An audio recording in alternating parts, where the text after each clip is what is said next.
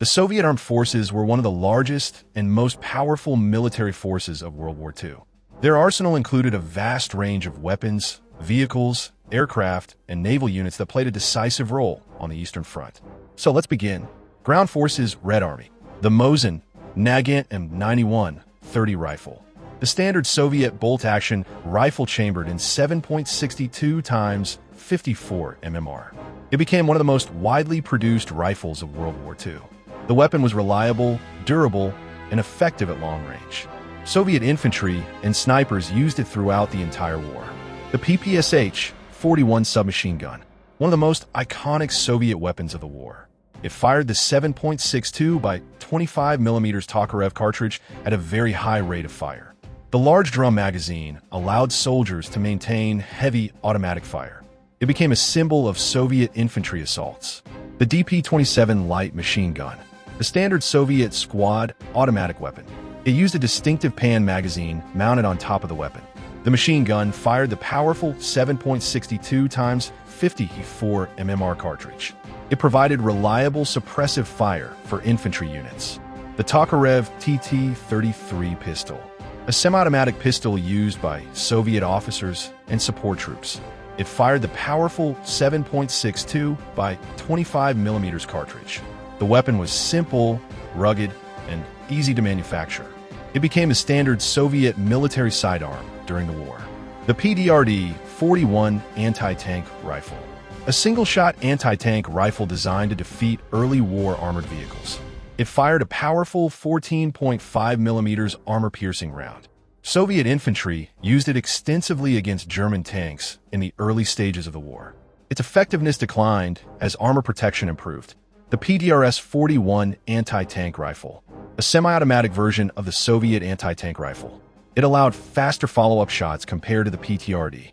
The weapon was capable of penetrating lightly armored vehicles. It was widely used during the early years of the Eastern Front. Next, the T-34 medium tank, the most famous Soviet tank of World War II. It combined strong sloped armor, mobility, and a powerful 76 mm gun. The design proved highly effective against German armored forces. Mass production made it a key factor in Soviet victory. The KV-1 heavy tank, a heavily armored Soviet tank used during the early years of the war. Its thick armor made it extremely difficult for German weapons to penetrate. The tank carried a 76 mm main gun. However, it suffered from mechanical reliability issues. The IS-2 heavy tank, a powerful late-war Soviet heavy tank. It was armed with a massive 122 mm gun capable of destroying enemy armor and fortifications. The tank featured improved armor protection. It played a major role during the final offensives into Germany. The Su-76 self-propelled gun, a light self-propelled artillery vehicle used to support infantry. It was armed with a 76 mm gun mounted on a tracked chassis. The vehicle was relatively simple and easy to produce. It served widely on the Eastern Front. The Su-100 tank destroyer, a powerful tank destroyer armed with a 100 mm gun. It was designed to defeat heavy German tanks, such as the Panther and Tiger. The vehicle had strong frontal armor. It became one of the most effective Soviet anti-tank vehicles. BA-64 armored car, a small and agile armored reconnaissance vehicle. It was armed with a machine gun for light combat. The vehicle had excellent mobility in difficult terrain. It was widely used for scouting and communication missions. Next, artillery and fire support. The ZIS-3 76 mm field gun, one of the most widely produced artillery pieces of the war. It combined anti-tank and field artillery roles. The gun was reliable, easy to operate, and highly effective. Soviet forces used it in massive numbers.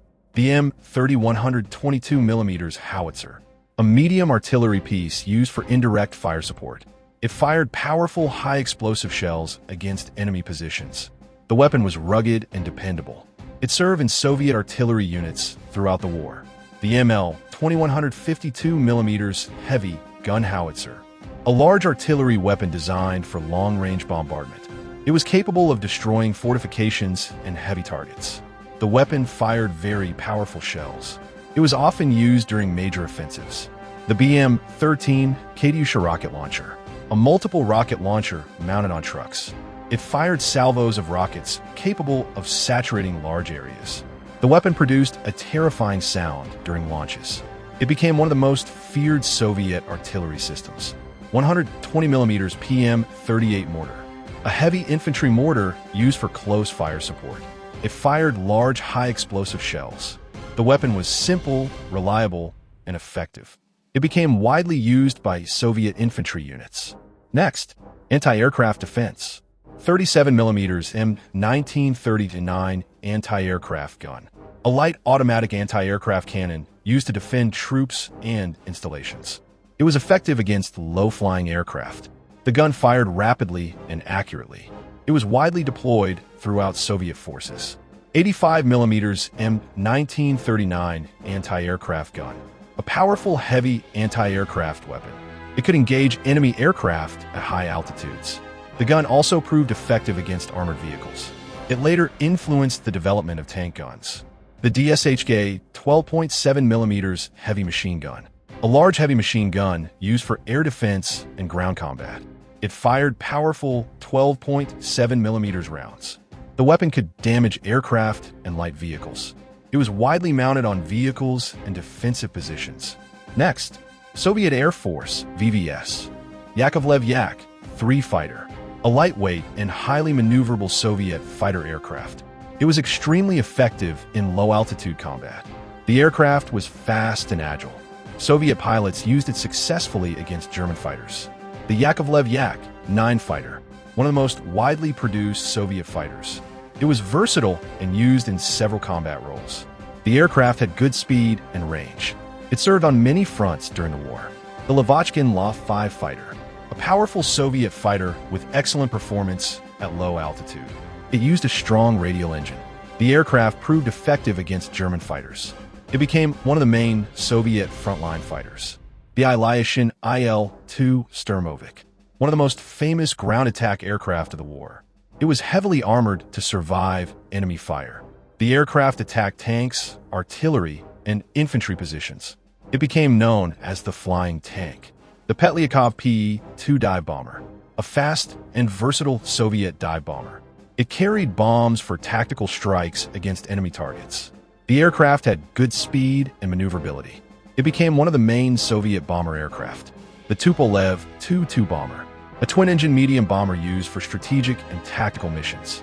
It had good speed and bomb capacity. The aircraft proved reliable in combat operations. It served during the later stages of the war. So next, Soviet Navy Red Fleet. Gangut-class battleships, large battleships used by the Soviet Navy. They carried heavy naval guns and thick armor. These ships supported coastal operations. They served mainly in the Baltic Sea. The Kirov-class cruisers, fast cruisers armed with powerful naval guns. They were used for fleet operations and naval bombardment. The ships supported Soviet naval forces during the war. They served in both the Baltic and Black Sea. The Gnevny-class destroyers, fast destroyers used for escort and combat missions. They carried torpedoes and naval artillery. The ships protected convoys and naval formations. They were widely used by the Soviet Navy.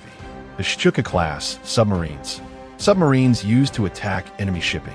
They operated mainly in the Baltic and Black Seas. These vessels carried torpedoes for anti-ship combat. They played an important role in naval warfare. The Gnevny-class patrol boats, small and fast patrol vessels. They were used for anti-submarine warfare and coastal defense. The boats carried depth charges and machine guns. They protected Soviet coastal waters. Next, resistance and auxiliary forces. Soviet partisans, irregular fighters operating behind German lines. They sabotaged railways, bridges, and supply routes. Partisan units disrupted enemy logistics. They played a major role in the Eastern Front. NKVD internal troops, security forces responsible for protecting strategic locations. They also conducted counterintelligence and security operations. NKVD units sometimes fought alongside the Red Army. They played a role in maintaining internal control. Guards units, elite formations recognized for exceptional combat performance. These units received better equipment and priority reinforcement. Guards divisions became some of the best Soviet formations. They participated in major offensives.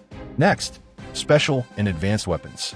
The Katyusha rocket artillery systems. multiple rocket launchers capable of firing large salvos. They could destroy enemy positions with overwhelming explosive power. The weapons were mounted on trucks for mobility. They became one of the most recognizable Soviet weapons. The PTAB anti-tank cluster bombs. Small anti-tank bombs dropped from aircraft.